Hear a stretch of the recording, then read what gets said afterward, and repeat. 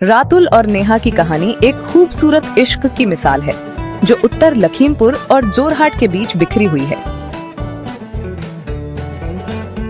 दोनों की पहली मुलाकात सोशल मीडिया के जरिए हुई, जहां रातुल ने नेहा के फेसबुक और इंस्टाग्राम प्रोफाइल पर उसकी मुस्कान को देखकर एक संदेश भेजा। उनकी बातें धीरे धीरे दोस्ती में बदल गईं और ये दोस्ती प्यार में।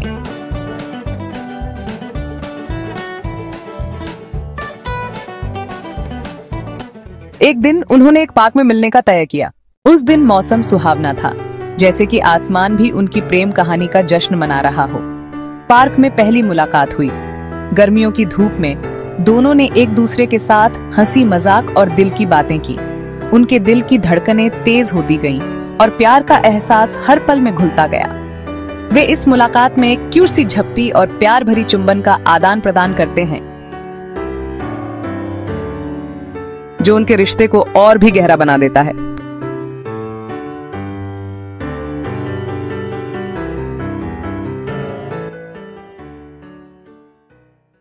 परंतु जैसे जैसे समय बीतता गया, दोनों के सामने एक बड़ी चुनौती आ गई।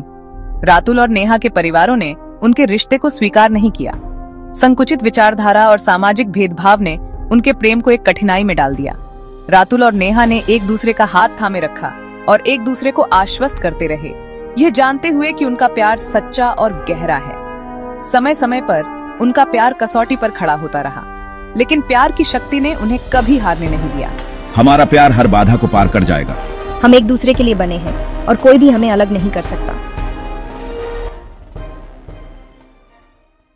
उनकी प्रेम कहानी सिर्फ एक प्यार की दास्तान नहीं थी, बल्कि एक संघर्ष की भी कहानी थी।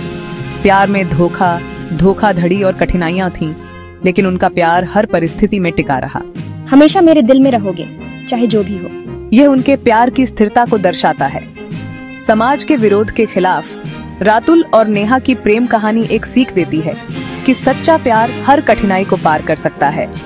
उनके दिलों में हमेशा एक दूसरे के लिए जगह बनी रहेगी।